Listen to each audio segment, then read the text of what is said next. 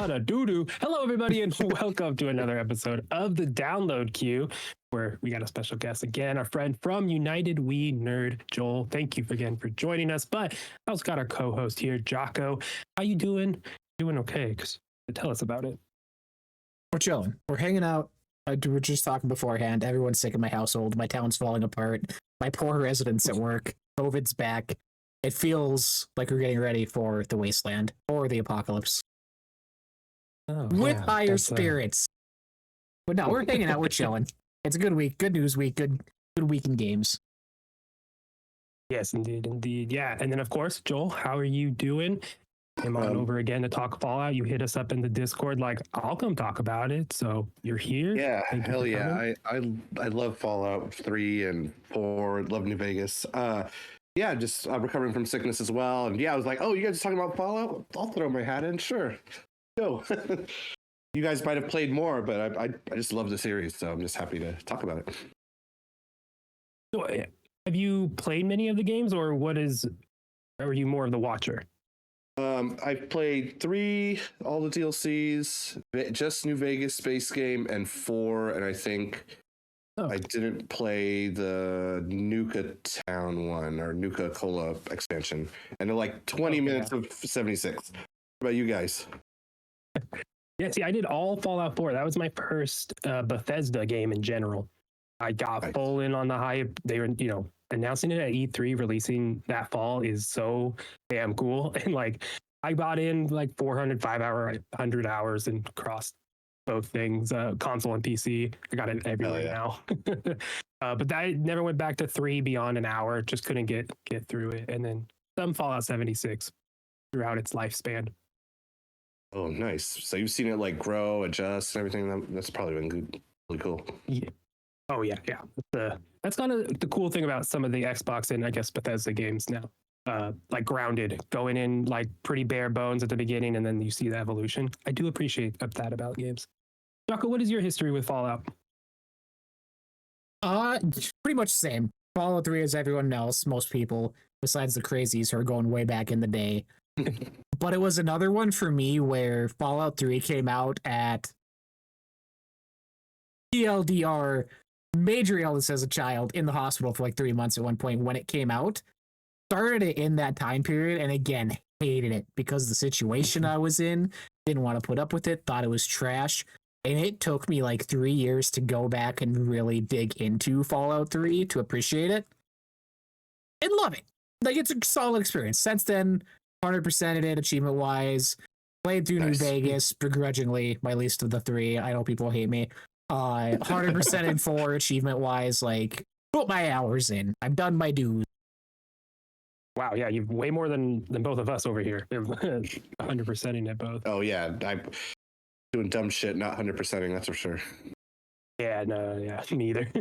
My achievements got turned off the moment they put mods on Xbox. I had the Flash mod and a lightsaber, and I broke that game in 10 minutes. And I said, "What are mods for?" But takes the fun out of it. Once they take out the achievements, it's fun to play around. But yeah, there's no reason to run around as the Flash with a lightsaber in that game. It's impossible. It's fun though. I want Sean. But yeah, so we all have our own similar entry points, different entry points into this world. We all fell in love with it, and now it's a TV show. Quick season 1 thoughts. I'm assuming we all feel positive about it, and we're feeling great about it. Looking forward to season 2. Yeah.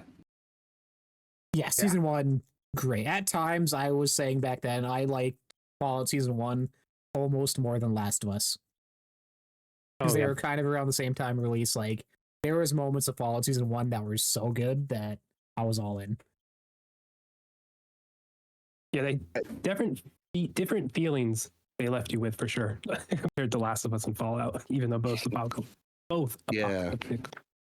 I just love how much like season 1 did their own thing though. I know with Last of Us it was very like almost 1-to-1, but Fallout's like, oh, we have an established story, here we go. And I like what they did. Like, I was semi hesitant, but I was like, oh shit, we're doing new stuff, new characters, similar things, but I'm on board. I was happy, Which doing its own thing, like, for me, that's what made Fallout 1 season 1 so good, was the side story. I don't want to say side stories because that's an issue I have with the second, but that each episode was kind of its own little adventure, all tying in with the main story. You had the supermarket episode, like they all had their own contained things that added into the overall plot, which follows what Fallout is. It's a bunch of side quests while you're going off to do the main shit eventually down the road, and they captured that so well.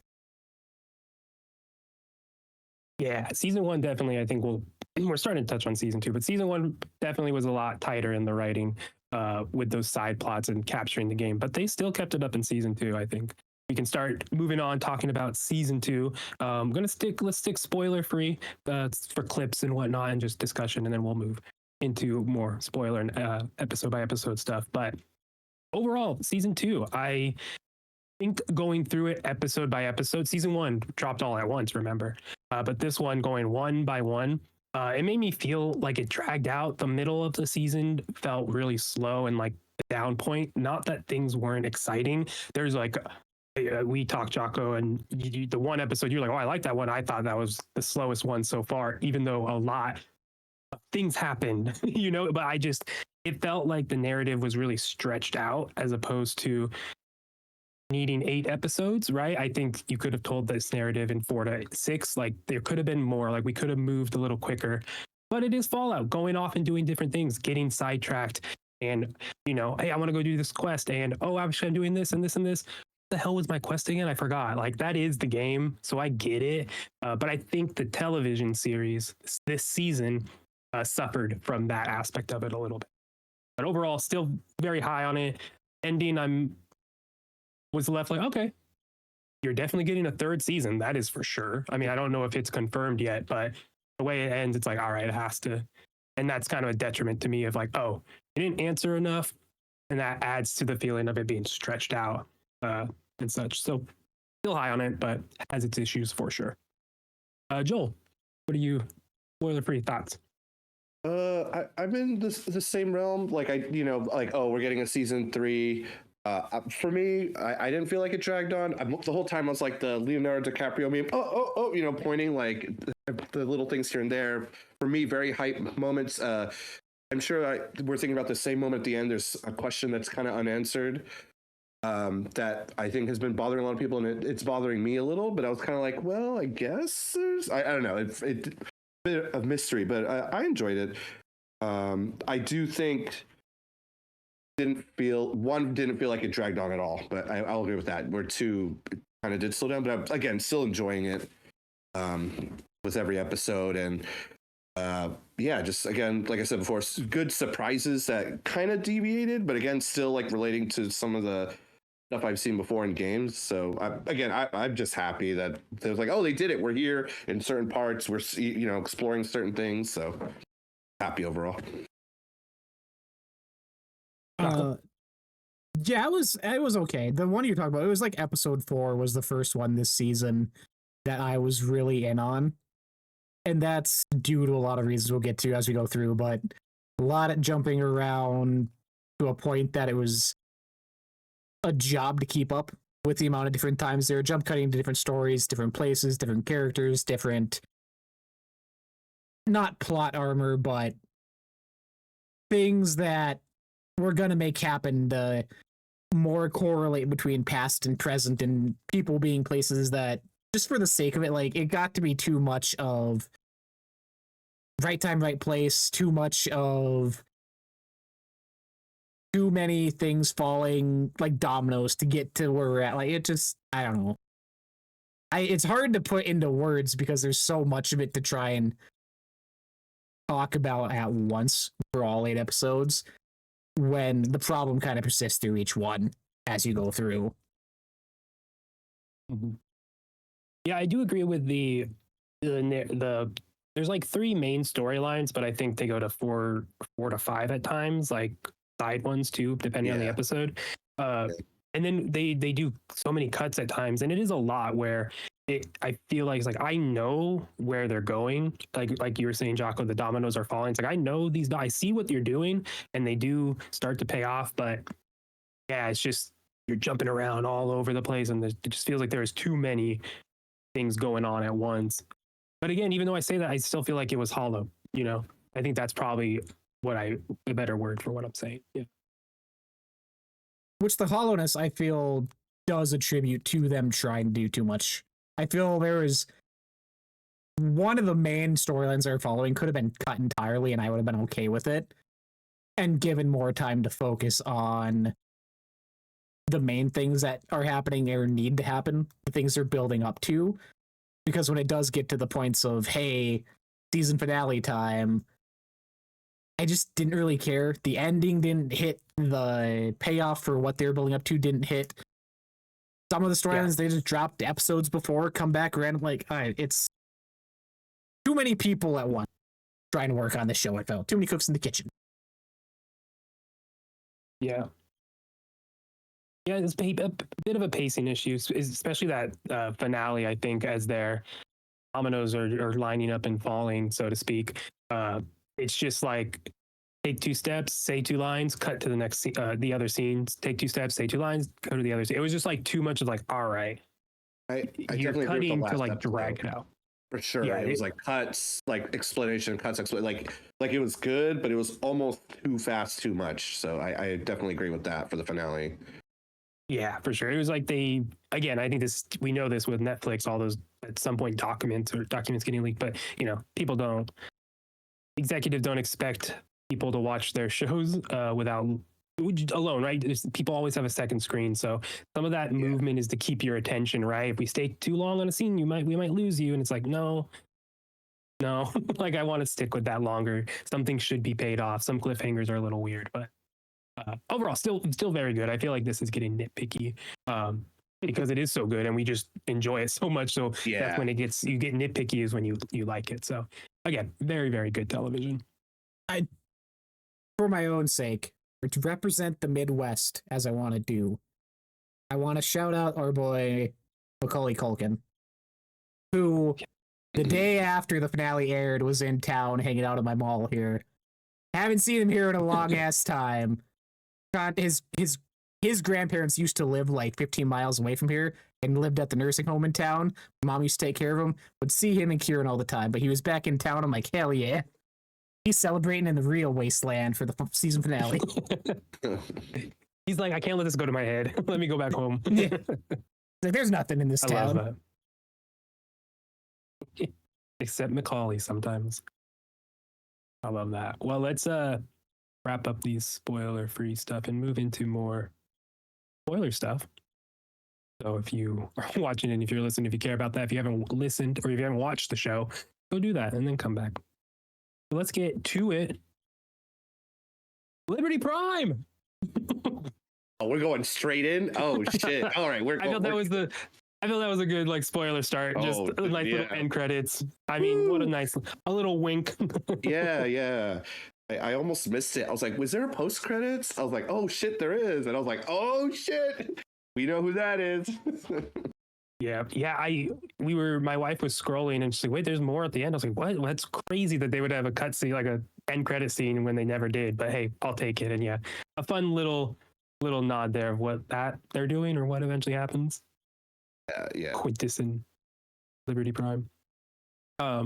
I think we could just go episode by episode with spoilers, unless you have overall thoughts. Whatever you want to talk about. I don't. I feel like it would be easier to go episode. Yeah, that's the Prime's like the main one, really. Unless if one of us was like a hardcore, like played Tactics in 1 and 2 and the old ones, like then I feel we would have more to say. But where they're going is more inside baseball than anything that I don't understand enough to mention or talk on. So. Yeah, for sure. Yeah. All right, well, let's start episode 1, The Innovator. This starts off with a man. I'm going real quick. I'm going off of Wikipedia's description for each episode. I didn't watch this more than once, so 3 of us are going to talk about it, remember what we can. We might forget some stuff, but, casually talking about each episode in the season. So that's what we're going off of. But in 2027, it starts. That's before the war. A man supportive of Robert Howe, CEO of Robco Industries, implants a control chip in a bar patron, forcing him to murder his companion before the chip detonates. Now, it's a great scene. Did you guys know that was Robert House to begin with? Like that opening? I felt like I was like, it was, but it was hidden. We weren't supposed to know that. I mean, gonna say, oh, go ahead. to the point that like I like casting, I'm like, okay, so assuming this is a younger version back in the day type thing, but not like up front. Because it was what he's there for and doing. Because that's the not the is it a bar like an alley fight scene that happens? Like that's what the chips aren't necessarily tied to him, so that was a little off putting at first, but Okay. Yeah, because like later in the season they did another reveal and it was like, oh, that is him. I was like, didn't we know that? But I think it was casting and seeing stuff beforehand then of like, yeah, I guess, yeah. Either way. Continuing on after that, in season 1 we had Cooper Howard. They uncovered the plans of Vault-Tec potentially being the ones to drop the bombs. We had, remember, old Lee Moldaver, who was then in the Wasteland, but was there pre-war, no longer with us in season 2.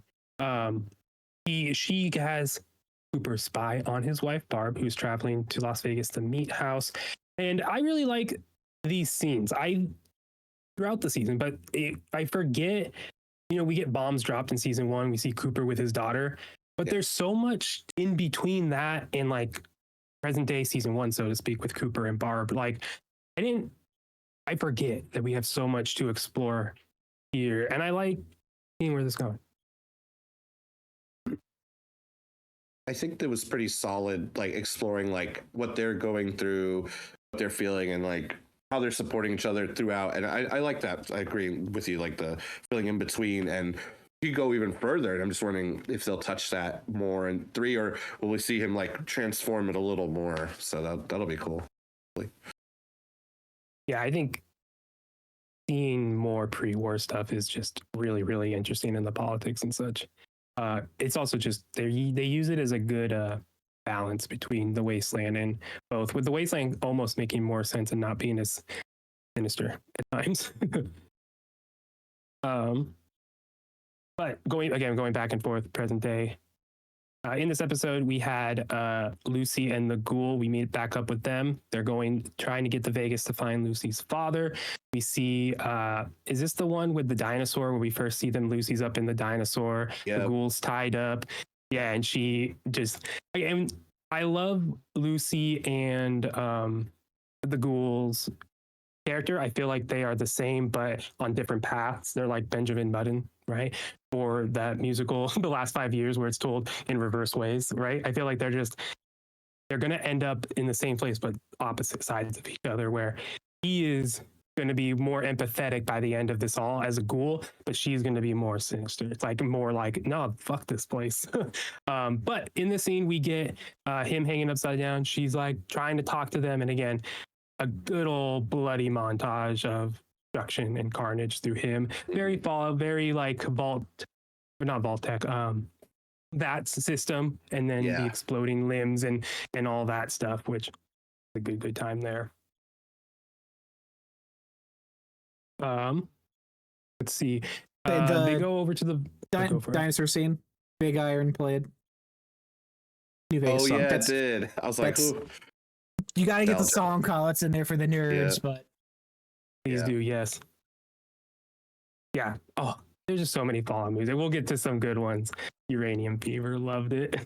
Yeah. This is where we get now the Ghoul and Lucy finding some of those brain implants stuff. Of course, the Ghoul knows what these are loosely.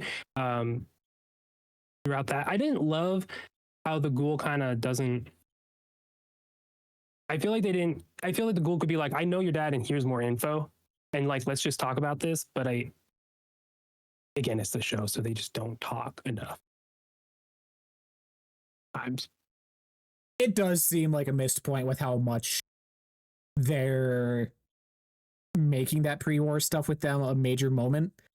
Like, one of the biggest storylines of the season is the pre-war with them in Vegas. Like, that's a major plot thread, and they have a ton of history. And then just to completely ignore it for the sake of, build up later on, whatever, especially what happens with her dad later on. Like, it just feels like they're doing it to add extra suspense when it's not needed, I guess. I don't know. Yeah, and that's like a lot of the show. It's not plot armor, but I think it's similar to that, right? Where the writing and narrative kind of protects the plot in a way where it's like, all right, well, if we had these people talk and ask why, problem might be solved. But it's not too egregious. But whenever characters just won't talk, it just bothers me. If you don't have too much time, I don't have enough time to explain why I don't have enough time. I get the Destiny quote. Yep, that's goddamn. I was like, which one? Yep. Yeah. But either way, so yeah, we get Lucy starting to learn about those chips, but then we go back to the other plot line here, one of them, and that's Vault 31 with Norm. I really wish I liked the storyline more. First off, I love the idea of it. I love that we're management from before the war being put into the wasteland is so cool and interesting, but it just never captures me. With there, let's see. This go for it. Norm's the one storyline that I wish was just cut completely. Like the way they built it up in one when he first got to whatever vault he wandered into with the brain and all the everyone in cryopods, like that at first was like, oh, this could be something interesting. And then it just became another leaving the vault set off story into the wasteland for the first time. And like it didn't really add anything for me. And at the end, again, another thing that's setting up for a season 3 plot line between him and the girl. I don't even remember her name. Claudia. Thank you. It's like, it was fine, and it was the one storyline though that tried to do hey, these characters from season 1, the shop merchant or the old lady or whatever that they meet, like tried to tie it together, but it doesn't pan out to anything. I don't think anything was directly like, oh shit, that needed to happen to really advance what's going on. Yeah, well, especially at the end of it, like that's kind of what I mean. Like, I wish it meant more. I wish I cared more because it's really interesting. Like, especially is it Claire, right? She started working there a week before the bombs dropped. She just got the job. Like, that's crazy to think about. And like how fascinating and everyone else involved in management, but they never explore that enough. We just get tidbits of it, and just for it to end that storyline, spoiler. With him and Claire just going off, it's like, oh. How are we all with the brain controlling and the chips as a whole? Because that's a wildly different from the games, like not really a thing at all, like a new addition that's essentially the whole season is about. And I'm assuming season 3 is going to be about in place of synths. Like, to me, that's their equivalent of it, to not do synths in the show. You just do it this way instead of, oh, who's a synth, instead of it's just who's chipped now type thing. Like, are people on board with that? Because I immediately was like, oh, we're doing mind controlling stuff. I'm out. Huh. I want you to explain why you're out of that a little more, but I'll explain first. I think it didn't bother me. I think it's any issues I have with it are just like, all right, it's more of like, you're not doing enough with it, or you could be doing more with that then, right? And then the way they end it with Dad pressing the button and something happening, I don't understand what happened. I don't get it. I'm more confused and left like they didn't answer and resolve the mind control device stuff at all. Like, that's still coming. We're going to learn more about it. And it's like, oh, okay. So it's hard to feel positive or negative about it. It's more just what the plot is. I want to say I kind of feel the same. I like the reveals, like what you guys are bringing up and talking about. Like, oh, I haven't seen something like this before. But yeah, like, it's kind of like, this is here, this is what it does, but we're not going to explain it further. I think with Fallout, especially with the new part, like, oh, this, brain is hooked up to everything. Like, holy shit, what are we going to do with it? And is it going to become a robo brain or something? It's like, nope. Okay. But, maybe they'll set up more. Maybe she's not the only one. I don't know. Synths, though, would be cool. I don't know what It was a lot of like, take this as it is. I feel too. Here we are. Okay, moving on. Yeah. It's like you're a lot of you're supposed to have questions, and that's okay. And it's like, all right, but I don't like how many questions I have. No, it's I don't. But yeah. For me, watching it when it started, the way I watched it immediately in my mind, I'm like, okay, so with this introduced in episode 1, are we going to be spending the rest of the season wondering who's mind controlled? Is so and so mind controlled this whole time type thing, which we don't really get. Like, that's not the part, but I think that's where they're going with 3. With when he flipped the switch at the end, that's what he activated, was now, because he said, he's like, I've been working on this, I've sent many people out into the wasteland, so he could have hundreds of people out doing their thing. And just because he flipped it, it doesn't mean they're out killing people or doing whatever. Like, I think he was also chipped himself, and that's why when he did it, he just kind of went. I thought she chipped him. Did she do it? When they walk out, Yeah. he has the thing and it looked fresh, not like it was Okay. old. Yeah. I thought she literally just did it to him. Okay. Because, yeah, when he did, I was like, okay, so there's a lot of people now who just got kind of reset, who are going to be secretly, over time, trying to do whatever they're trying to do, which is where I see most of season 3 being, oh, is that person have a chip, or are they real? Is Cooper going to find his family? And if he does, are we going to spend 4 episodes questioning if they're chipped or not to find out they're not? Like, I can already see where it's going, or in my head picture where it's going, which kind of bums me out, which is probably why I'm lower on it, because I'm like, okay, this is what to expect now for season 3.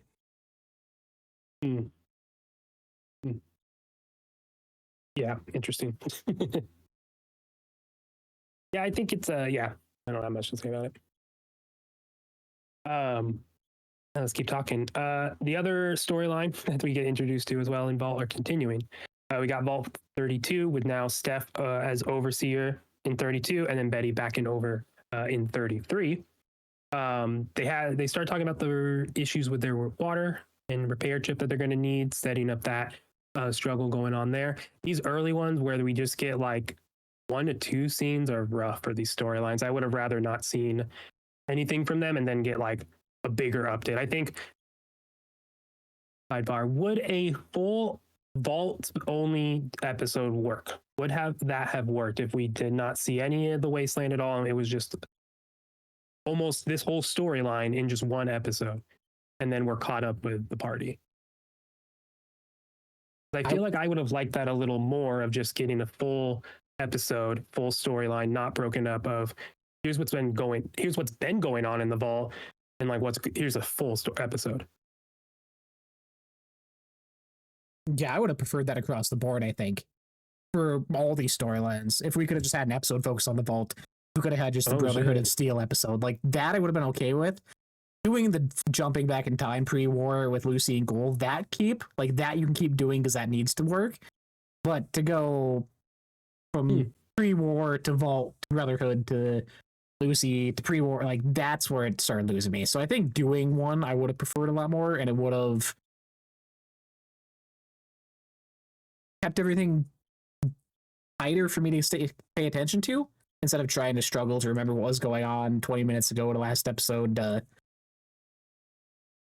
have a short attention span. I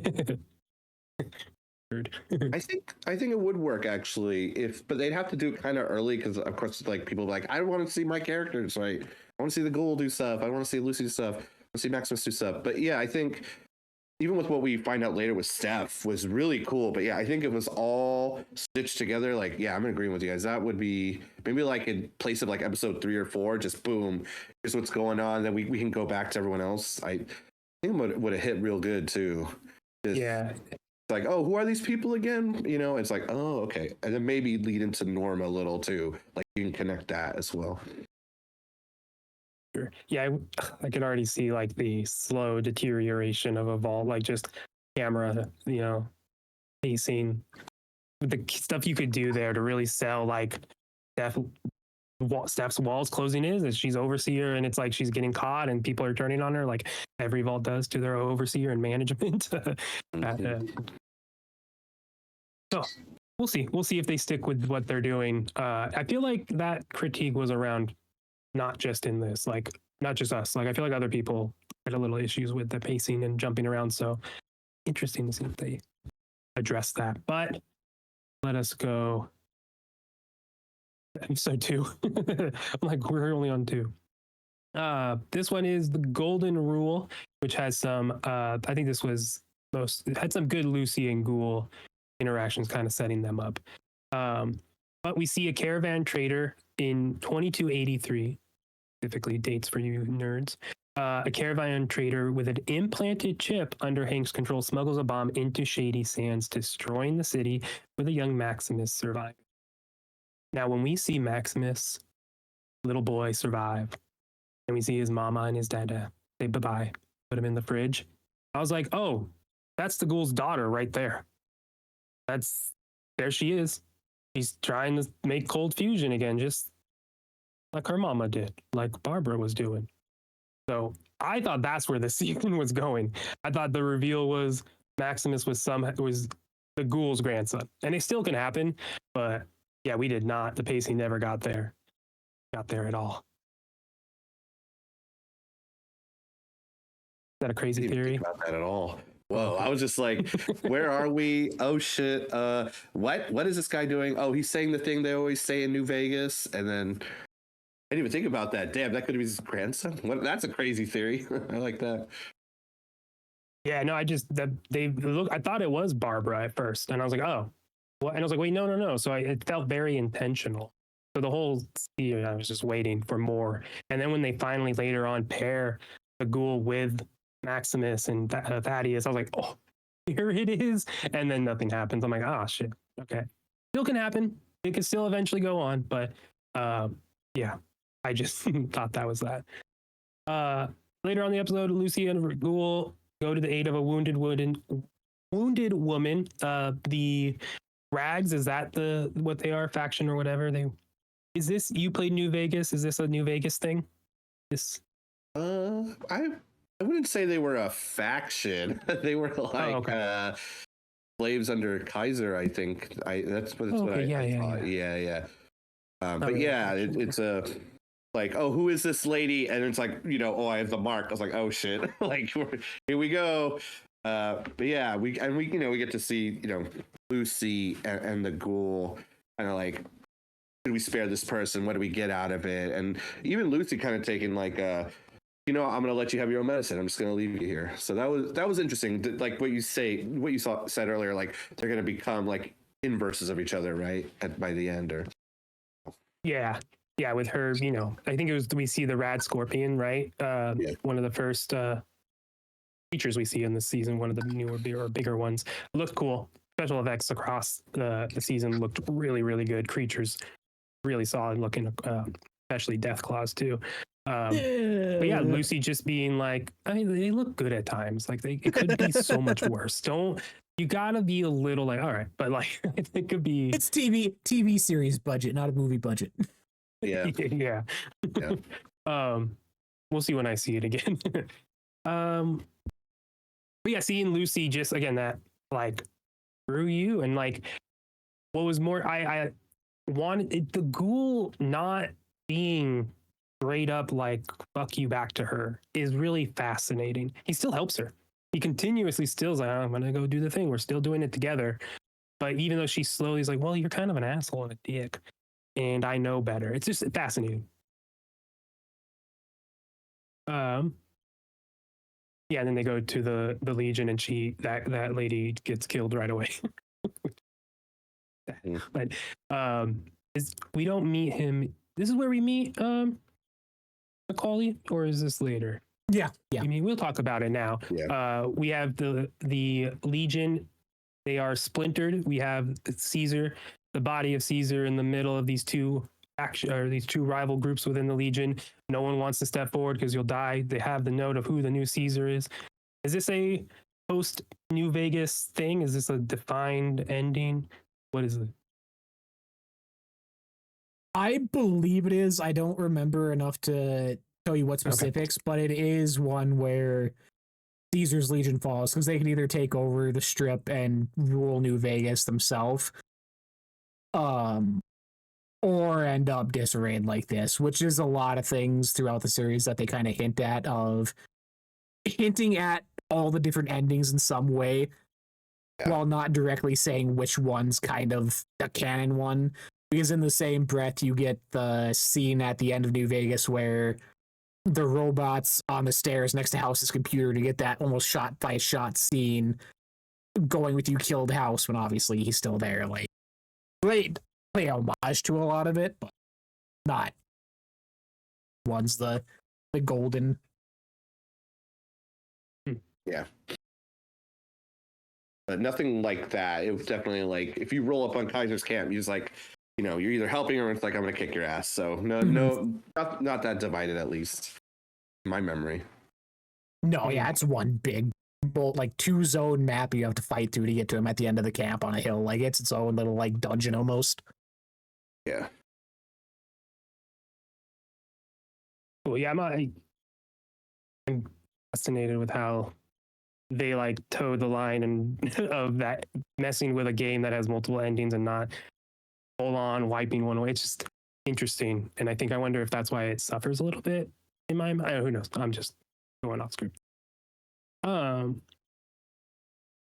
This is where we get Norm. This is in this episode. Norm releases these other executives, and they start getting out of the vault. This felt very vault sheltery, very much like I have a bunch of peons and I'll go do stuff. As Norm's like, all right, yes, I'm in charge, and then they start like climbing on each other in the vault to go find the doors. I wanted more of this. I know I'm going to say that every time I talk about the Vault people. I want more of the Vault people just doing things. We're going to get an Amazon Prime reality show. Crazy. But I want this. Yeah. I think I just want to, they just glossed over kind of like the brain that he's been talking about for like 3 seasons. Like, oh, it's in the trash. But I feel like that's also a little bit of like the Fallout quirkiness, like build up and all of a sudden it just kind of like dissipates in a deflated way or a funny way. It also kind of like feel like with these guys that he released, it's also for some of the audience, like definitely my parents who watch it, they're like, oh, they can probably relate a little more as they're just regular people who don't understand what's going on. But I do like how they're like, what do we do? And they just believe the first person they see as well too. Like there's no speech check here. Everyone's assumed good until someone slips up.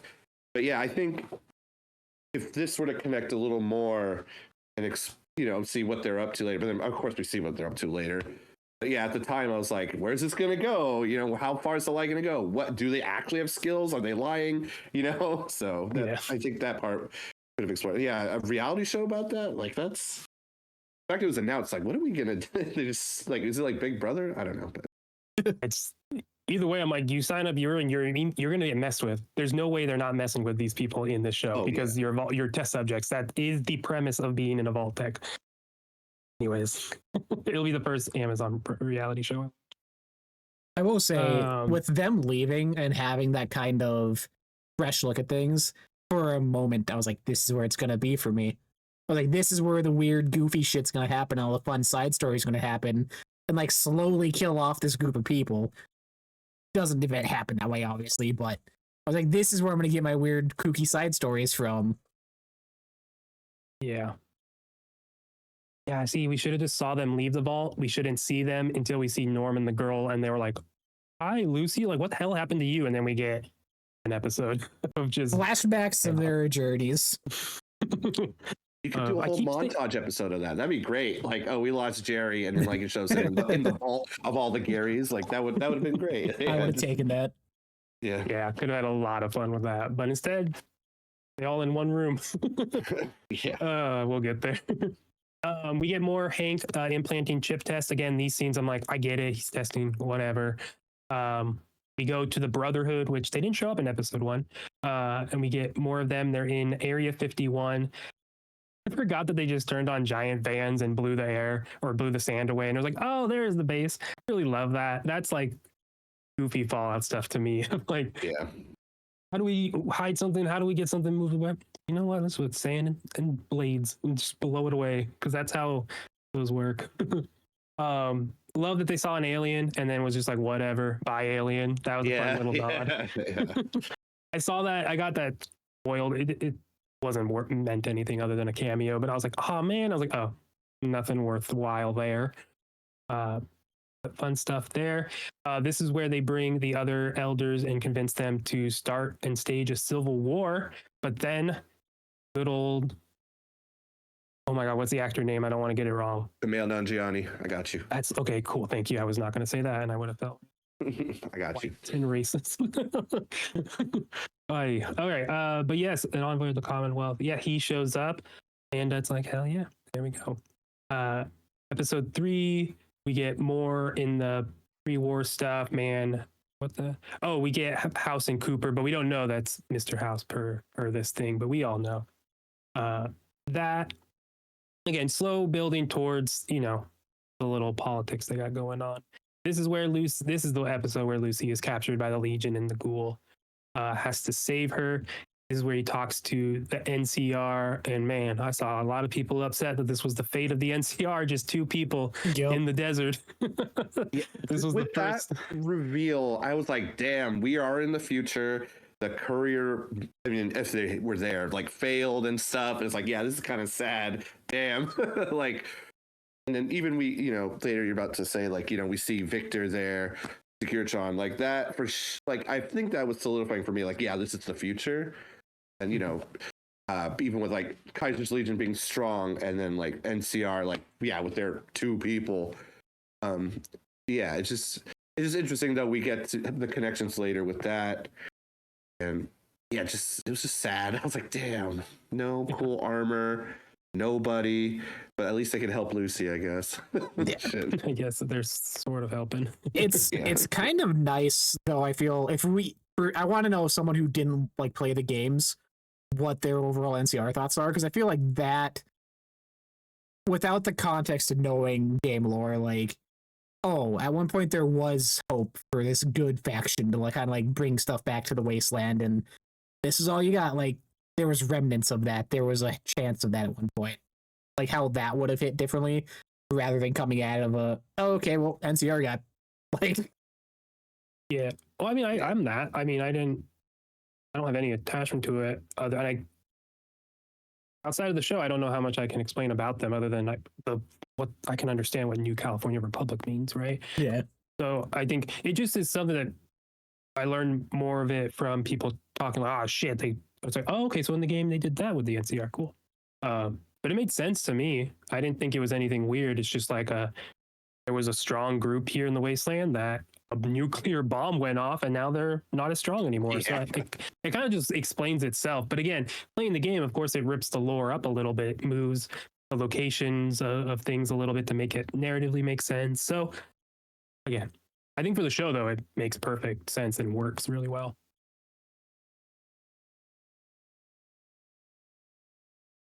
See, so we do that.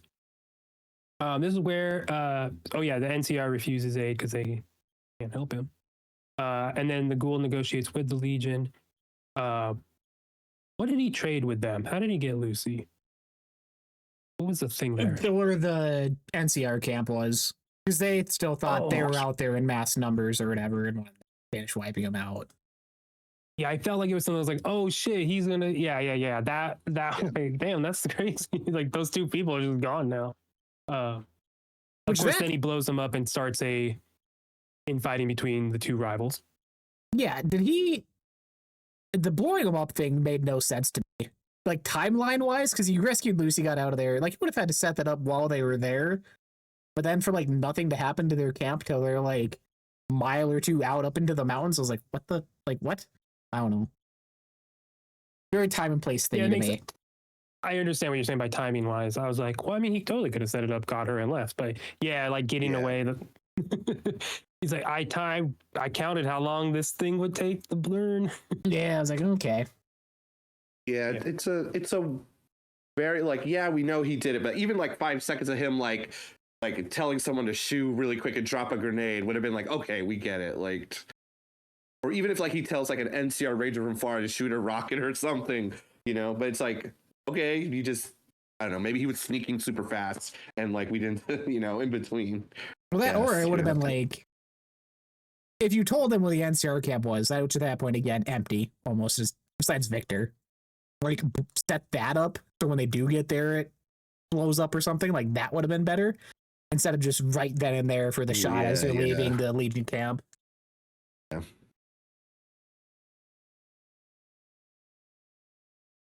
Yeah, either way. I liked it. I like just like the and like and as I leave, boom, bye. I don't need to see the ramifications of that. I've done that in games. Just I'm gonna shoot a rocket over there and walk away. But I love the end of this episode. So we get back to the Brotherhood. That alliance, as they're talking, falls apart pretty quickly as you have the Commonwealth there. Egos get in the way. And then Maximus straight up offers, hey, can I just kill this guy? Which is, do you guys like Maximus? I struggle to like him as a character. I think I was talking about this with one of my friends who's played the games. I think the problem with Maximus is he's the character who gets what he wants, right? He gets it quick, and then he like the payoff is bad, and we're kind of stuck with him too. That's how I was thinking about it with him. Like, oh, he has the power armor, he's good with the Brotherhood, and now he doesn't have a goal, right? We don't know his goal, but I think we kind of like we'll find out like in an episode. Like he's being told what to do, like, and he's trying to be like the worker, the subordinate. Sorry. And it doesn't fly with him because it goes against his conscience. But yeah, I definitely see like it's like what do we do? What are we doing with Maximus, right? How to relate? So I definitely feel that. Yeah. So in this, you have Maximus and Harkness, Kumail's character. They go in and they run across Thaddeus, and I think in this episode we do get a scene earlier of Thaddeus working as he's turning into something now. Something, I forget the actor's name, something Pemberton. He was in Superstore. That's where I first know him. Saw him riding a bike when I went to Universal on the tram tour. Really funny, really cool. Nice. He's really hilarious. I love that actor. But yeah, he's working with a bunch of kids, and they're just taking bottle caps off sodas. It's just a money making, but he's printing money. Child labor, yeah. I love it. Just child labor in a nice way. But of course, he's protecting some of these ghoul kids and some of these, orphans. With that, Marcus wants to kill them all, and Maximus finds himself in another position of killing another knight, which this is where I'm like, I'm interested to see where his story goes, because he keeps doing these things where he ends up, that other Brotherhood guy he was a bad knight. He was a bad guy. He let him die. He was like, whatever. Now this one, Kumail wanted to kill all the kids. So he kills them. He's doing good things accidentally, which is again another video game Fallout thing. It's like, I didn't mean to. I was coming here to do this, and now I guess I saved children. Cool. Like, yeah, it works, but I just don't like the character overall. But yeah, I like love Thaddeus there. Love that they killed off Kumail right away. I love that. Yeah, they were like doing a ride along, like, woo, let's go kill some stuff. And it's like, oh wait, I'm bad. It's like, oh shit. Like It's like that. Yeah. I'll be honest, I forgot Thaddeus was in season 1. Like, when he showed up at the start of the episode, I was like, okay, random person. And at the end, I was like, wait, was he in? And my girlfriend had to remind me, I'm like, okay, but how did he become this? Which I still do. How does he become what he's becoming? Because I forgot that too. Well, the talk show host that looks like Greg Miller, and he later becomes the guy who talks to Lucy in not New Vegas, but Freeside. Yeah. Before he gets shot out of the window. That guy in the first season stabbed him with a syringe of stuff. Oh, yeah, I could not. That was out of memory. Yeah, I think I saw a clip of it somewhere. Yeah, I thought he was turning ghoul, but it's not. He has what is it? VEF. It seems like the forced evolutionary virus, something like that. Acronyms. FEV. Thank you. But yeah, yeah. Love how that ends in episode 3. Next up, for Demon in the Snow, we learn more about Deathclaws in this one. Opening up in the Sino-American War in Alaska, Cooper ambushed by Chinese soldier, but survives when a Deathclaw kills them and does not do anything to Howard Cooper. Now, did we know things about Deathclaw before? Because I did not even know they were. I may have forgot that they were not a post bomb dropping thing. But that's in the games, right? Hinted at times.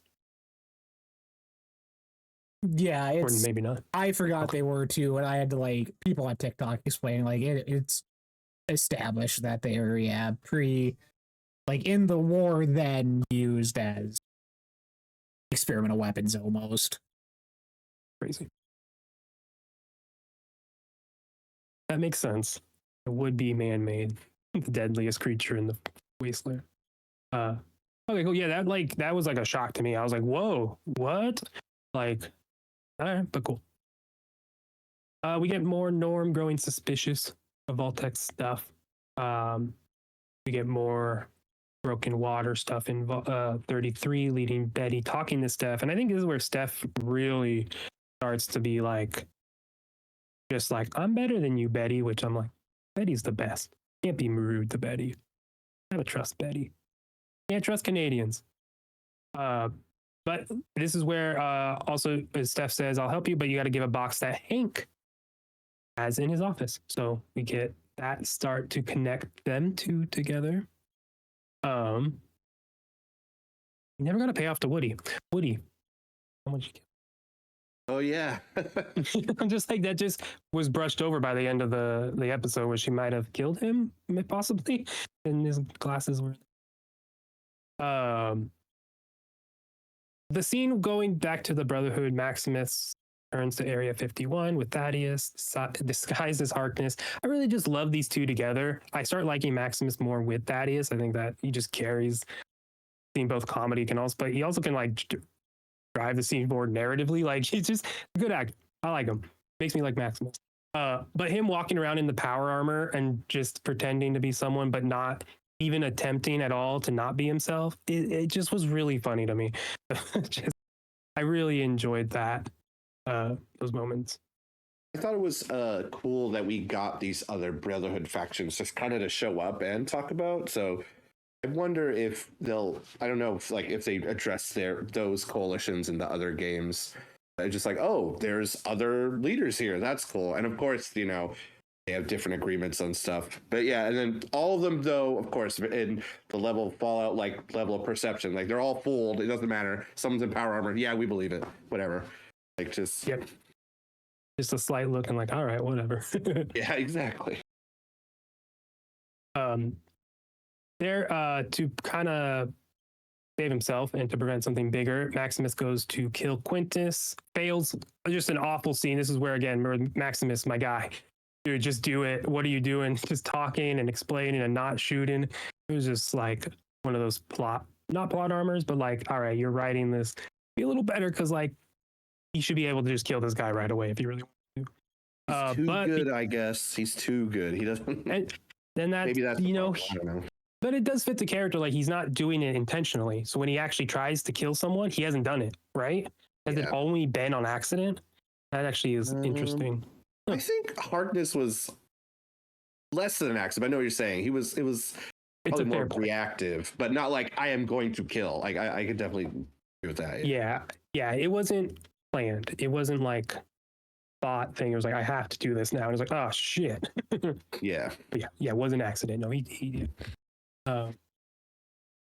But because of that, chaos erupts. Dane, the other Brotherhood who's been helping Maximus, steals the whole thing. The MacGuffin this series is following so far, and that is the Cold Fusion Relic Unlimited Power. And Maximus takes it, and Maximus and Thaddeus go off on an adventure together as we see the Brotherhood shooting each other, blowing up in the sky, assumedly, but very, very broken. So the last 3 and 4 did a lot to the established factions of the games with NCR stuff and Legion, and now this. Very fun. Moving quickly, the Wrangler going on to. Oh wait, there was one more thing. Whoa. Yeah. What? Yeah, sorry, I realized. Lucy's addicted to drugs now. And she kills the kings. Trash. Long live the kings. They deserved better than to be cannon fodder for a drugged out Lucy. Yeah, they made him pretty feral pretty fast.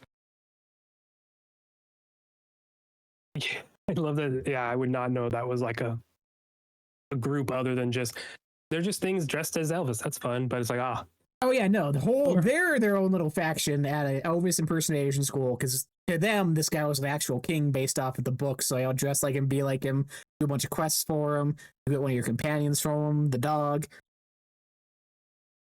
yo, and Todd Howard said, "Fuck that." He did this. This personally. storyline sucks. No, I don't blame you, Todd. Don't blame me.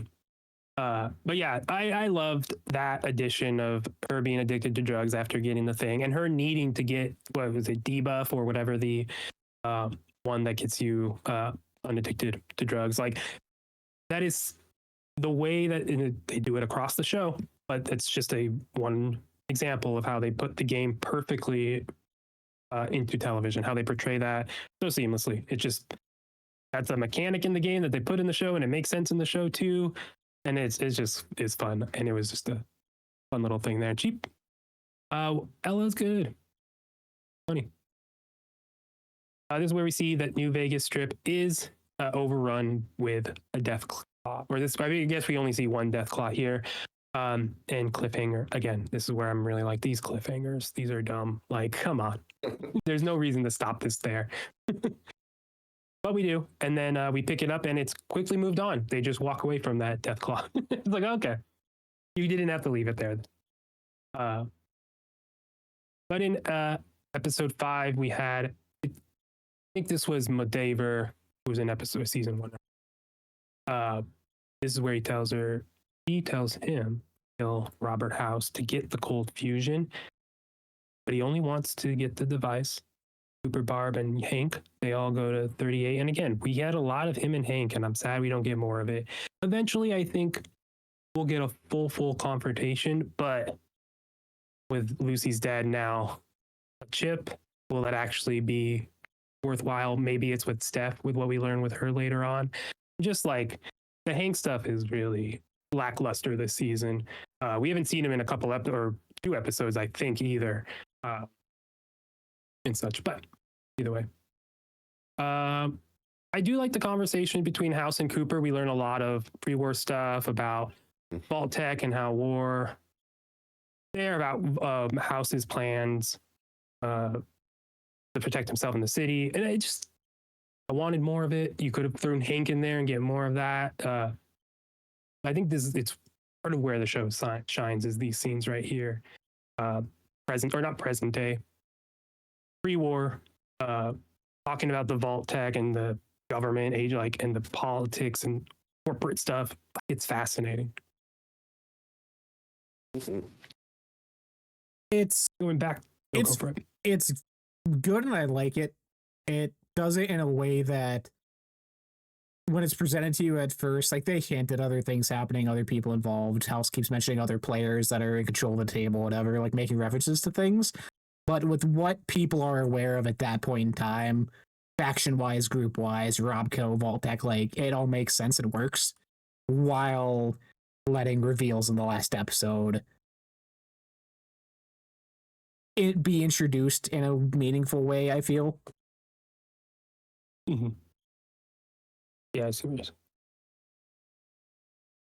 saying. Yes, going back to now Wasteland, Norm and Vault-Tech executives, they get to their company headquarters, and again, really thought we'd get more out of this. This is where Norm finds out, and we are told about the forced evolutionary virus, which again, there's like, oh, that's what Thaddeus might have attached to him. I think this is the one, or I think it's a later episode. His arm just falls off. But of course, this Vault management, when you're the one in charge, everyone below you will eventually try to kill you. So they find out that our friend Norm is lying, and they choke him out. I thought they killed him. Pretty wild that just how often do a show use choking out to like have someone pass out in that regard? I was like, they just killed this guy. Like, oh, never mind. I was surprised. It's like, oh damn, they're killing Norm right here. Like, shit. I was like, damn, they're getting this. Which they play into because he's not there the next episode either. Like they don't return to the last episode. That's a good point. Yeah, I kind of didn't realize that because I didn't care about that storyline. But yeah, so that's where we're left with that. Is this the episode where he gets on the thing and asks about the. No, that's later where he gets on the radio and radios about like what's happening to our vault. Yeah. Which we talked out about. I love this line in this. Lucy and Ghoul escape Death Claws. That's it, and they settle in Freeside because that's all they do. I don't remember much. Did they? It was like a little bit of a fight, but nothing crazy, right?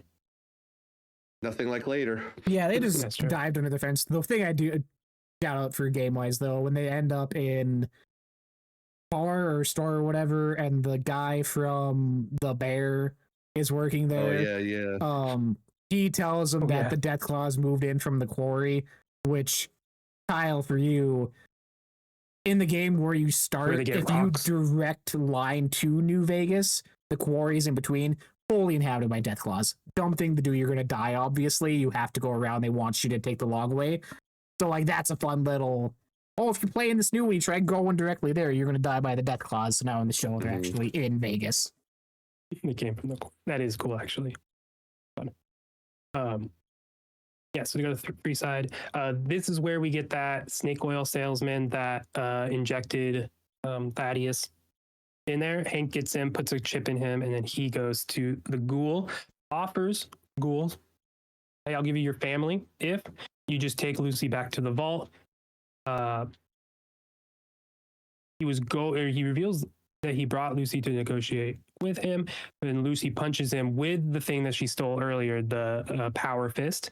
Loved that. Forgot she was like explored in the shop, and got that. Forgot about where that was. I forget what episode she stole that, but I remember her like getting it. I was like, oh, the power fist, like that's where it's coming into play. Her being mad and just punching him out a window, and him, the Ghoul, lying on that spike, just Olafing it, getting impaled there. Was surprised that, again, it just helps me feel like I'm solidified in that thought of Lucy and him being on parallel journeys but being the same. It's just like, damn, like that's such a weird reaction to just. And she's like, all right, he deserves it. Like, and she's like confident in that. It's like really interesting. We like that he went through that.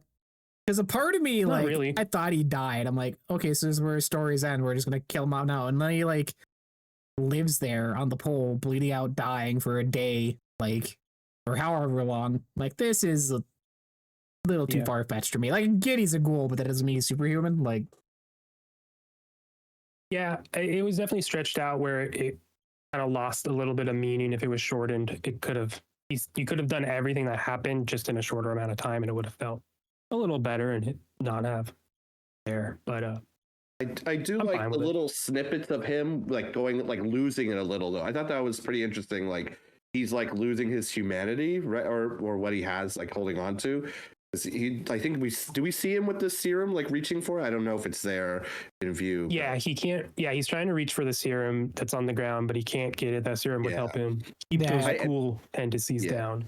I do agree it took a little too long. Like, damn, he's still alive. But yeah, that moment's like, oh shit, he's gonna be like the next time we see him, will he be feral? Like, will Lucy maybe do something weird with him or Hank control him there? But yeah, guy's been there for like 20 hours or whatever. It.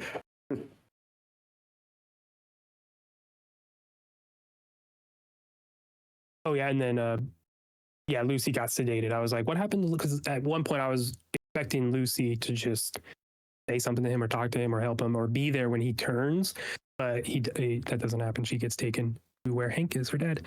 I liked him hanging on. It's cool. I like how they showed him thinking of his memories, holding on to himself. I think it's a cool way to show what's happening with the ghouls, and interested to see where that can go down later there, especially when he learns his family is already dead for years.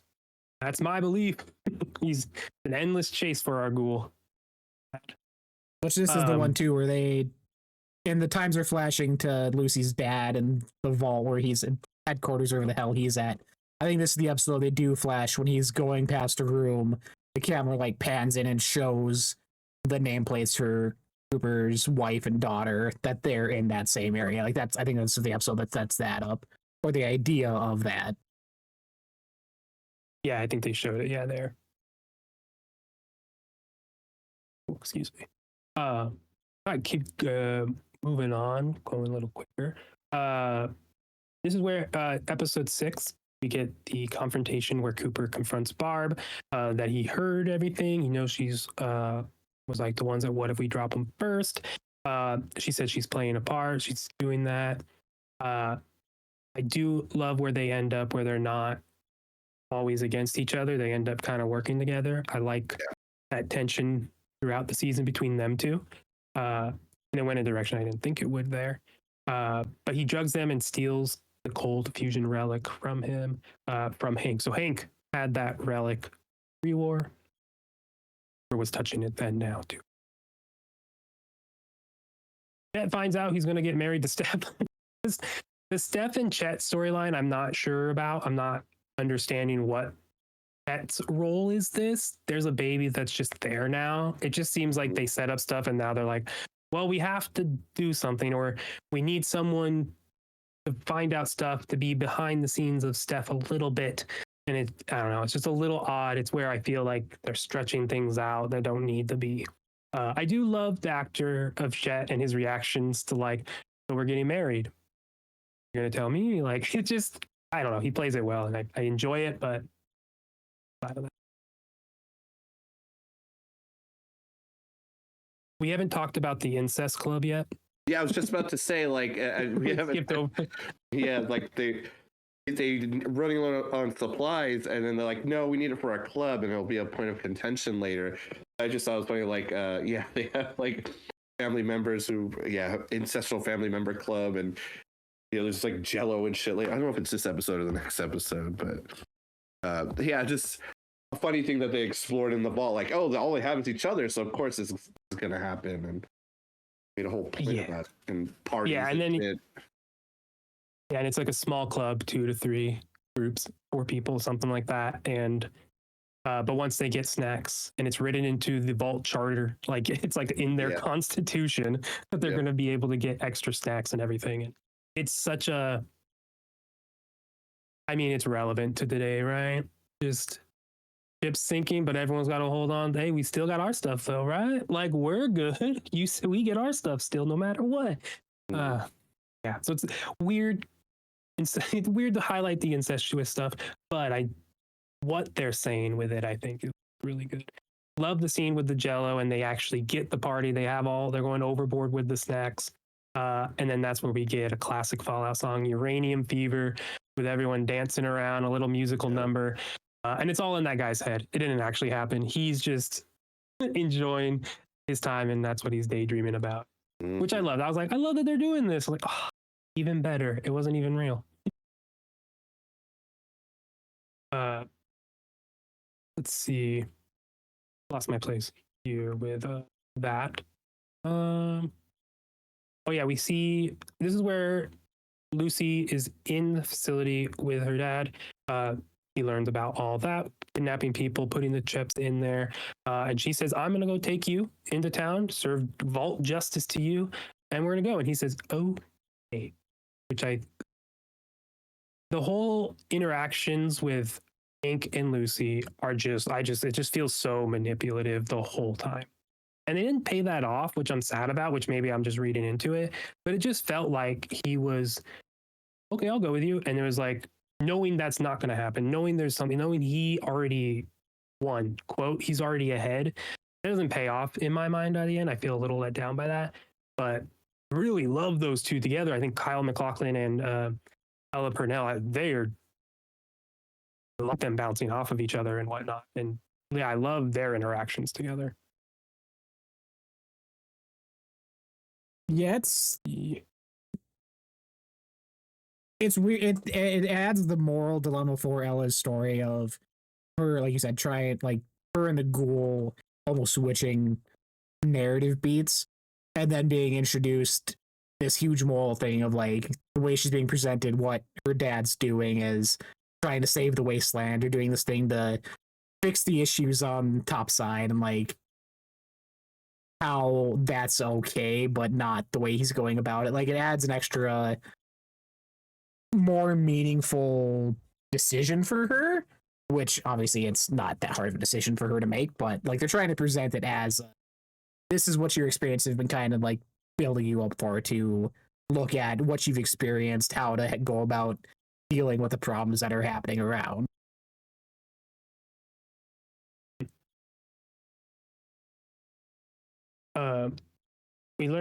We see the ghoul still on the pole working it, but then he gets saved by super mutant there in the show. Any feelings about the super mutant? I know, what was it, Ron Perlman? Is that who it just straight up was? It was Ron Perlman. Oh yeah, it was Ron Perlman. Voice. The voice of Fallout Lore never changes. Yeah. It was cool. I think it's an interesting payoff. Like, hey man, I'm gonna help you. Just be aware. And like, I got this weird super mutant goo gem thing to save you. It felt very Fallout, but I'm just curious if we're gonna see maybe not more of that super mutant, but just where they're gonna be, because they're pretty rampant. So I'm wondering if season 3 will be a lot of that too, or even if we do see that specific super mutant, that would be pretty interesting. But he's like, yeah, your story's not done or whatever, right? What do you guys think of that? Like, just like, I'm gonna heal you now and be your buddy. Yeah. Felt like a weird, just, we need to get the ghoul healed. We needed him to get away from Lucy. Now I gotta heal him. And how do we introduce this? It just felt kind of placed in there oddly to me, especially with like, again, it seems like they're hinting at season 3. Like, it's just a plot line that's going to be picked up later. So it's like, all right, it served its purpose here. In our description, or in this one, it says super mutant attempts to recruit the ghoul for an upcoming war with the Enclave, which we'll learn more about. The true instigator behind the war, but the ghoul declined. So, then when we know where they're going next, it's kind of... it's the super mutant obviously set up for season 3, but it does kind of do a weird contrast to stuff we know. Super mutants are also a product of FEV, the same thing as Deathclaws were. So this thing that's been trying to kill him has now created this other species or thing that's now saved his life. Like, it's kind of a weird two sides of the same coin situation. Because it's Deathclaws FEV, it's Super Mutants FEV, which I believe is also tied back to Enclave. So, like, that is full circle moment thing now where he's being saved by this thing we've heard rumors about. Which, him knowing that, whether consciously or not, actually makes a lot of sense for the ghoul. Of just, anyways, things come around no matter what. Yeah.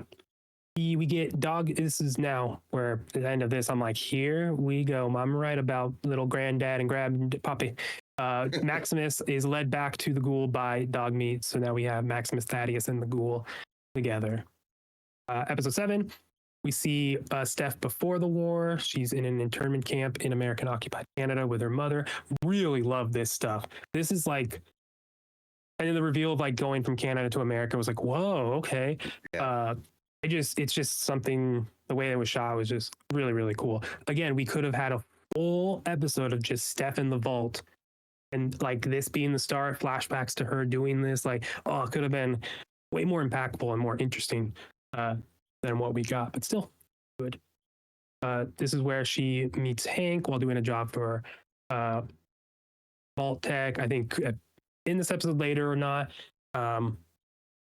Cooper's like, oh yeah, I like talked to him for a job, which was like, that's how she gets involved. Again, all these parties, not Lucy, know each other, but no one's acknowledging it.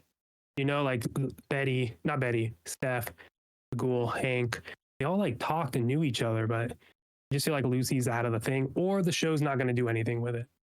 Yeah. Steph was the one where I'm like, this is another one. I didn't need her to be a character of the past. Like, that was just extra whatever for me. Like, this one's being too many instances of this happening for the sake of it. Yeah. It's going to need a payoff to make it make sense. Or not feel weird. This is where we meet again, I think, Congresswoman Diane Welch from Glendale, which is not too far from me, actually. And that's where he decides to hand that over, the cold fusion relic, to the president. this is where we get Norm doing the The message, president, which Clancy was Brown, also main character in Fallout 1. okay. Man, they're just really go. They're like, we're going to go to Fallout 1 and 2. That's what we're going to start talking about in our show. Fun.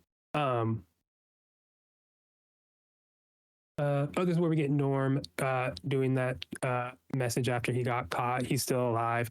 Dad, what's going to happen to our vault? So hinting at, but no payoff here of like something going down in a vault being tied to the FEV, which I really wish they would have just paid it off already. I really wish that would have been part of a cliffhanger for this season, is getting the payoff there. But, you know, I guess Steph has more to do that we learn about by the end of this.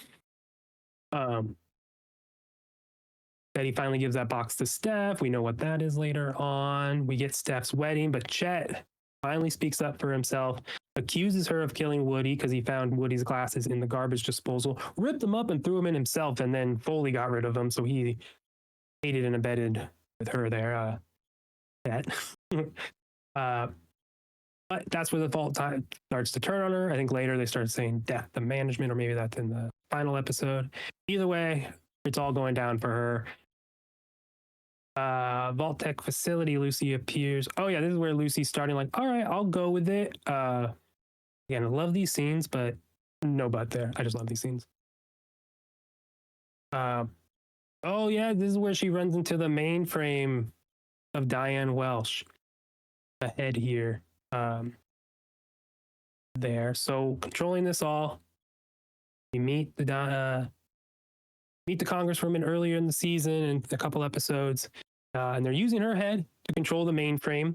I'm not understanding what though was going on with this. As someone just watching the show, as someone who didn't play a Fallout game with a mainframe or any of that, I'm left more confused, especially since Lucy immediately kills the head, and then it's just moved on from. So I have more questions on what that even was about. You guys left similarly with that, or you feel satisfied?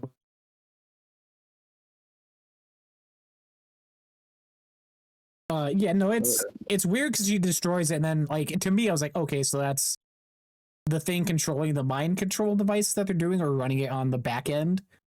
But then immediately next episode, one of Hank's old chip guys is still being controlled by him. Like, so I don't know if it was just kind of a thing putting out the ideas or like helping assist it, or if it was her head was just one part of something bigger. Like there's more of those around, like mentioned earlier.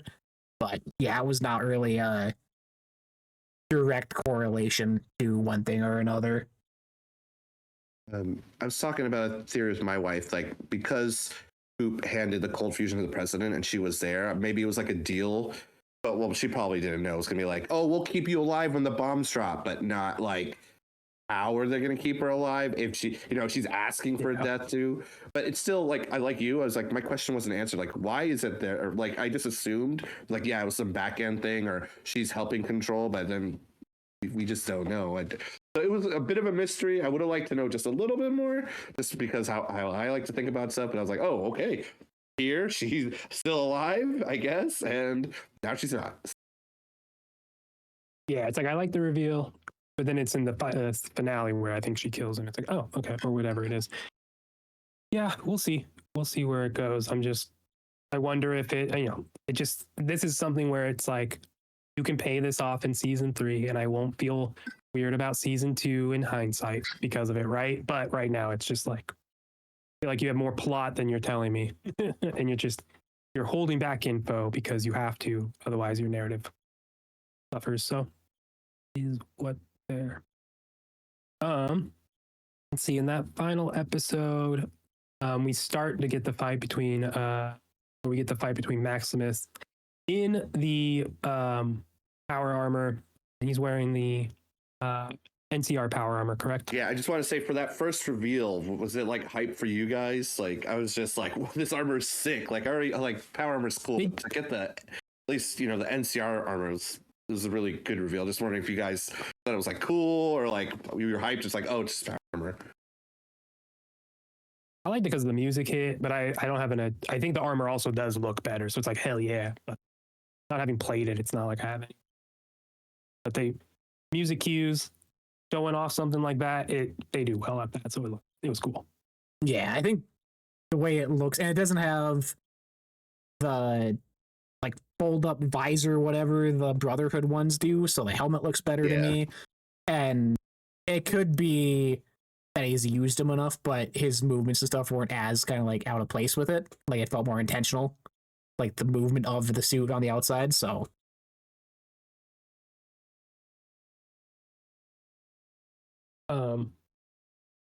yeah, this line I'm not remembering this, and says Maximus, Thaddeus, and the Ghoul agreed to rescue Lucy in exchange for the relic, and I'm just not remembering that scene before that fight happens and where the relic even ends up. They're walking through the desert, and Thaddeus has the cold fusion little container, or whatever. Yeah. Okay. Yeah. And then that's like when they're going like, to how do you have it? Yeah, and then they're going to find like the NCR base, whatever, where they get the weapons and the power armor from, and I think he gives it to him there when they pull out the armor. Okay. Yeah. Oh yeah, because then he goes into Lucky 38 as Maximus is fighting it. Yeah. Uses the relic there. If I only kept reading my little recap there when I answered my question. But yeah, so it ends with the Ghoul face to screen with Robert House. Now we go to final episode. Back in the past.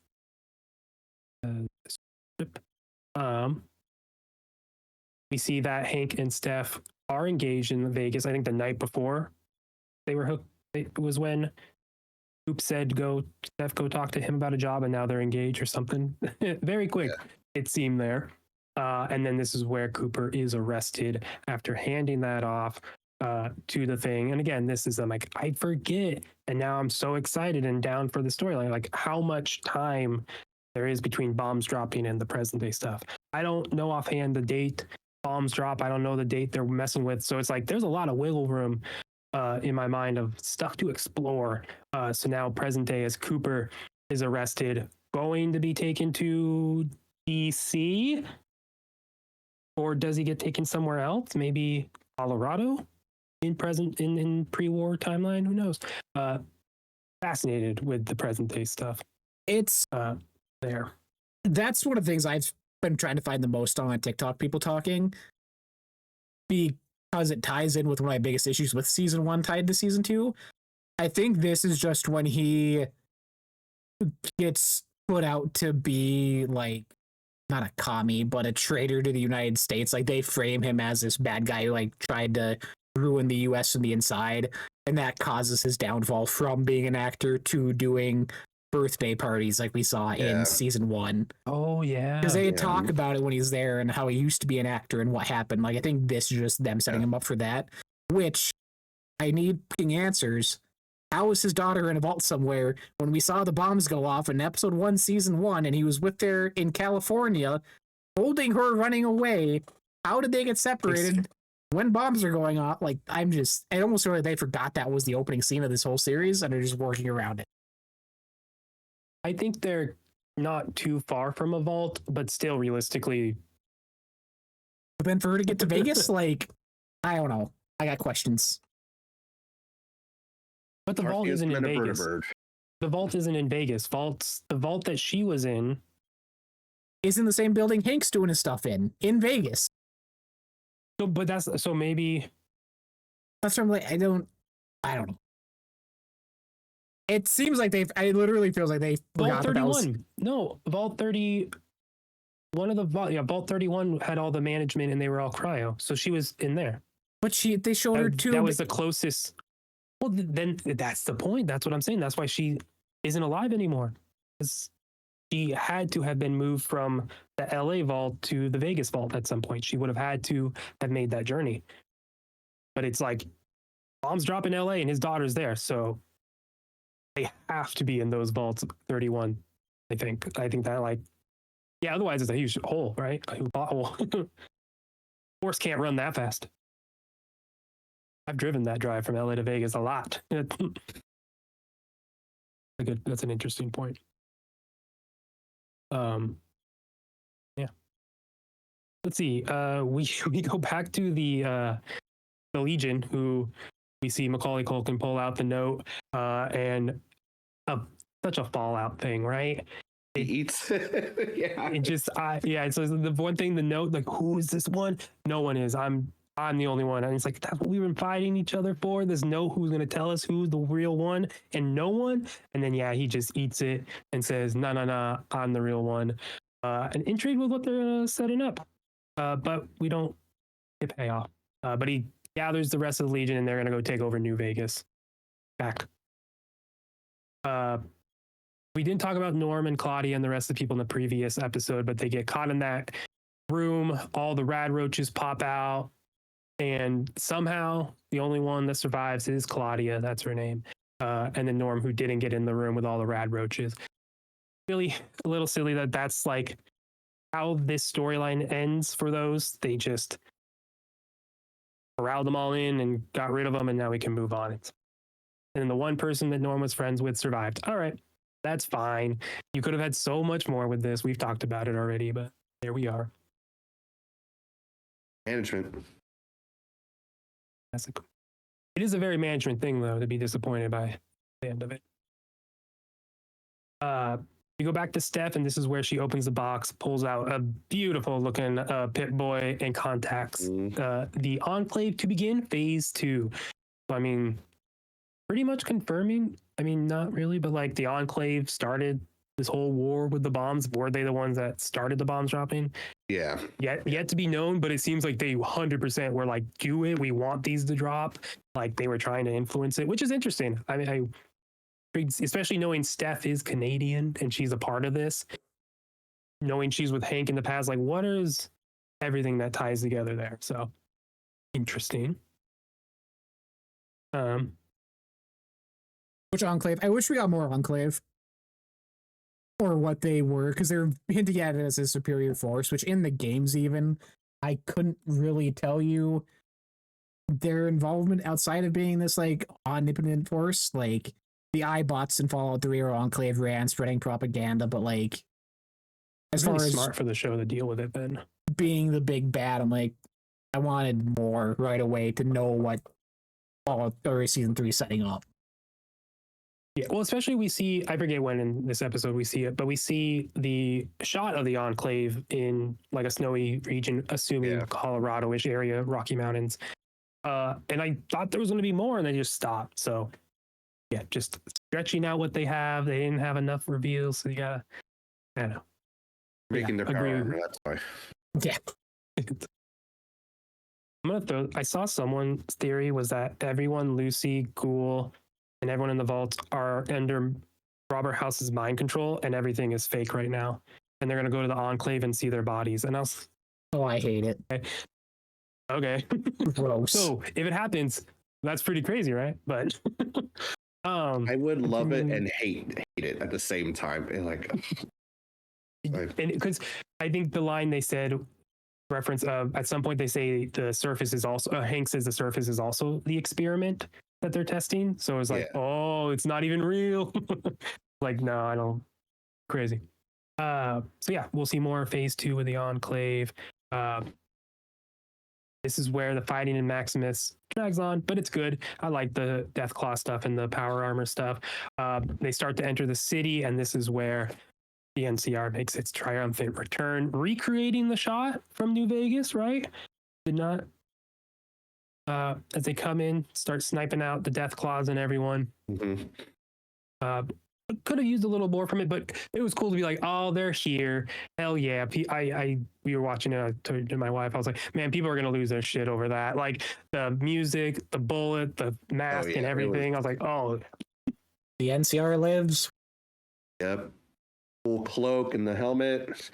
Thaddeus shooting with his foot. It was a good time. It was a good time. Oh, that was so good. And he looks again, he's like, it wasn't me. Like he's still holding it with his toes. I love Thaddeus. I want to hang out with him. So we get that. NCR rescues him. This is where the Ghoul enters the facility, Robert House on his hand. I want a full episode of Robert House and the Ghoul walking around, but no, they leave Robert House down in the vaults in New Vegas there. I thought they were going to. I thought that was going to be like he's going off on himself on season 3. I thought it was going to be like a him and House situation. Yeah, I thought so too, but they lay the groundwork Yeah. perfectly to walk into a New Vegas 2 here. Like we'll get into that in a second. So Lucy Mercy kills Welch. Oh, that's the Congresswoman. I was like, who's Welch? Yeah, we already knew that. Then she gets captured, but then the ghoul or Hank's mad at her, which I finally liked the turn of. He was like, we're kind of done. And like, I'm done playing. I'm done. You've made it clear. Still keeping the persona though, so wanted more. But this is where the ghoul comes in, shoots him in the butt. Love that. And again, wanted more interaction, but I think they're saving it. Her dad's not dead, so they can still talk eventually. But the ghoul says something to Hank as he shot, and it just feels like there's more to be explored there, or not. I don't know. Oh yeah, there we see this is where Lucy not seen, but we see him, her dad walk out with a scar in the neck, got the chip in there. He admits that he has Enclave ties, and then boom, wipes his memory after that. The ghoul finds his family cryopods and opens it, and nothing is in there. They are empty. There's a postcard that has a clue pointing right to Colorado, which I knew they weren't in there. I was like, yeah. But then since it was just a note card, I was like, damn, this really sucks. Like, I just thought we were going to get a way bigger reveal, and then we got keep going. And it was like, oof, really helped sour my feeling there. We get the reunification of Maximus and Lucy in New Vegas, finally together as they see the Legion march in. And then we move into post credits, and we talked about it. Liberty Prime is being created by the Brotherhood, and that Fallout Season 2 there. Talking about Lucy, Maximus, that can kind of tie into a game here. I like that they're together. I think it's interesting to put them together at the end now. I feel like they're very different people, right? But New Vegas, you have a faction coming in, you have a city, you have Robert House down below. What are the odds we're getting a New Vegas 2? And it's set right after this. I'm feeling like why not?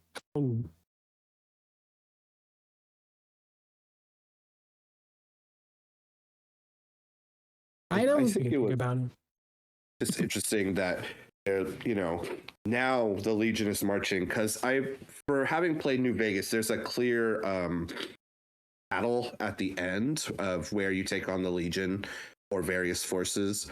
And it was like, oh, this was again solidifying for me. There's already been a lot of choices put in place, and like the canon stuff they're choosing.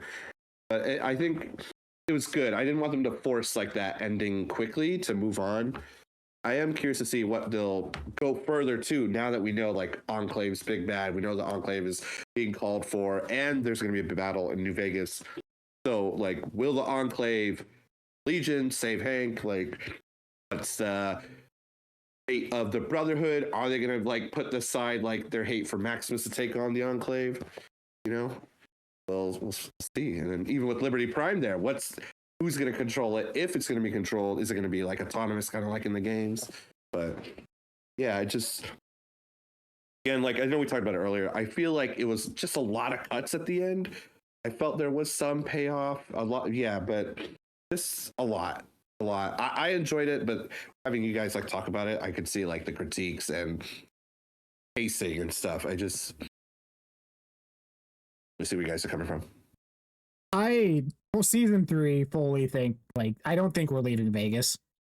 I think half of it's going to be Coop in Denver, Colorado, and then the other half is going to be Lucy and them in Vegas staying with the Legion coming. I could see it being a rebuilding thing of the Strip, trying to reclaim that land and then defending type. I've seen people being like, "Oh, they're going to go to the Wasteland next." Like, no, they didn't set that up. That's too far. Like, that's too far away from where the other stories are going. They literally killed that.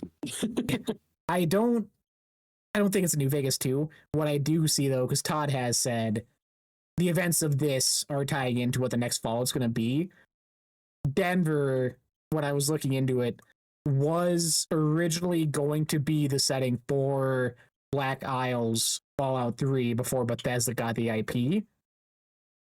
And the only game that Denver has been featured in was Tactics, which technically isn't canon. It was like a side shoot-off thing, I guess.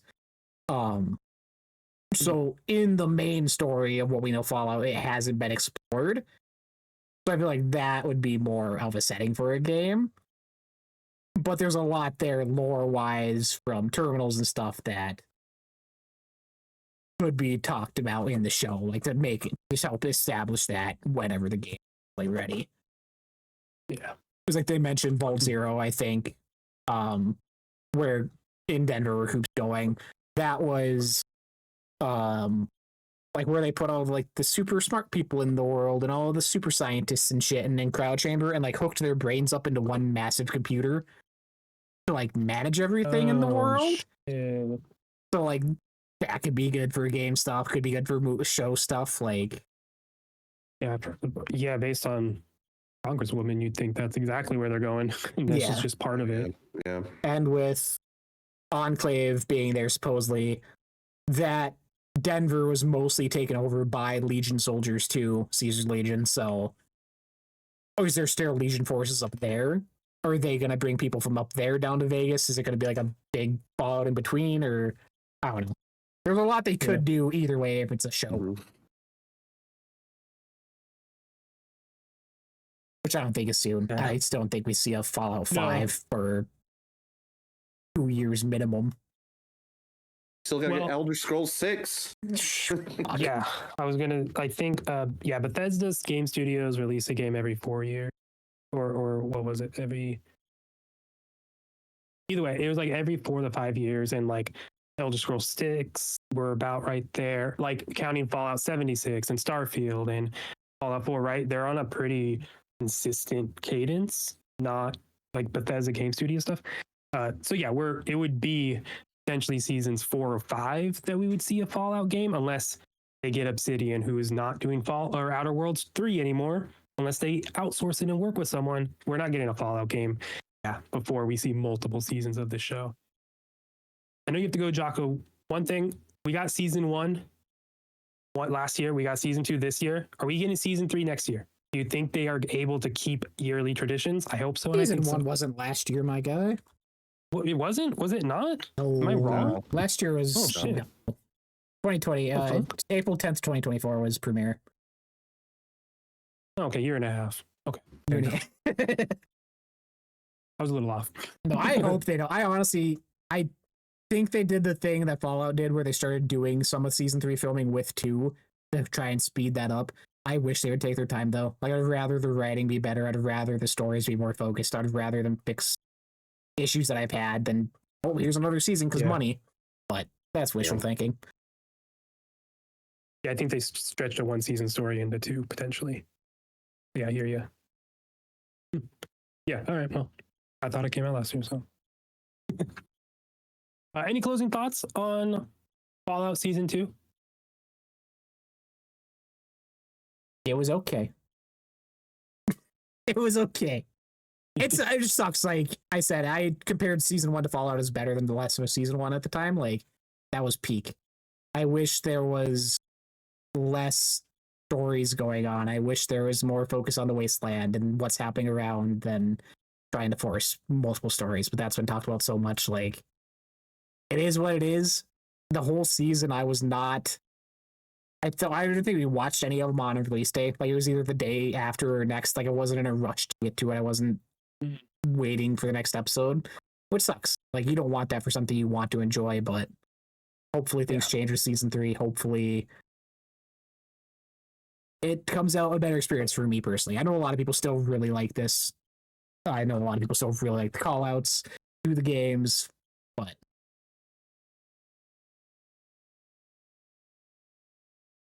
I enjoyed it, really loved it. A lot going on, a lot of stories. Hopefully they can focus in more on the first, the top 3 a little more.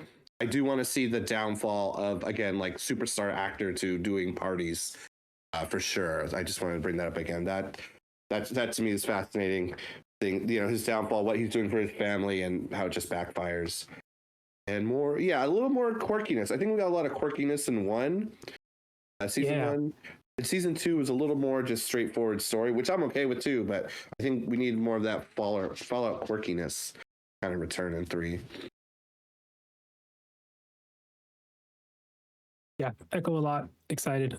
I hope they can just pay off more throughout a season as opposed to making it feel like this is a part to a wider thing. So, other than that, I mean, hey, it's a Fallout show, and we're getting nitty and gritty about it because it's so damn good. We wanna, you can, and it's so Fallout. You're able to. So, great time. Thanks, Joel. Thank you for joining us to talk. We'll definitely have you on another episode. Yeah, thanks for having me and letting me talk about Fallout. That's all I wanted to do, and hear you guys talk about it. So, win for me, win for you guys too. Yeah. You're over at United We Nerd. Do you want to plug anything that y'all doing over there? Oh, just recently we did a team up with you guys. That was awesome. If you haven't seen that, go check that episode. That was fun. But yeah, we did the draft. But for us, Brian and I at United We Nerd, we recently played a Gundam card game together live. So we're gonna probably post that video soon. And we also did just a new pilot episode about what's been hyping us out, what we've been enjoying. We're working on the working title right now, but new episode of that. Just even Al here chimed in with something new, and we talked about it at the end of the episode. So yeah, just things we've liked, and hopefully what everyone else is liking, and just talking about it. So, United We Nerd. Sweet. Yeah. Thanks again for having me. This was awesome. Of course, anytime, Joel, anytime. Jocko, anything to plug before you run off? Just the usual, like I said, it feels, ending of this felt kind of rush. I do have to kind of run. Work did call me very shortly after we started. I've been like watching the clock. No, this will be, again, weird timing this week, Friday night episode. Still posted on Sunday this week, YouTube, Spotify, all those streaming platforms you usually find us. Same thing for next week's episode, also Friday night episode, same time, 6 p.m. Pacific Standard Time. So, weird schedule for the first half of February, but a lot of fun stuff going on. A lot of fun games going on, so. I'm still playing WoW. I'll probably be streaming WoW this weekend if I'm not at work. So. Hell yeah. I'm still working on Karn. Love it. And happy Superb Owl for everyone that celebrates on Sunday. Win for Mendoza. Not Super Bowl, Kyle. It's the Superb Owl. What we do in the shadows. Get with the times. All right, we're devolving. That's a good show. Okay. Yeah, that'll be it. This is episode 103 of the Download Queue. Thank you all for stopping by. Hell yeah. 103. Yeah. Nice, guys. That's Until next time, stay safe. Buckeyes. Be good to each other. Play some good games. Bye. Bye.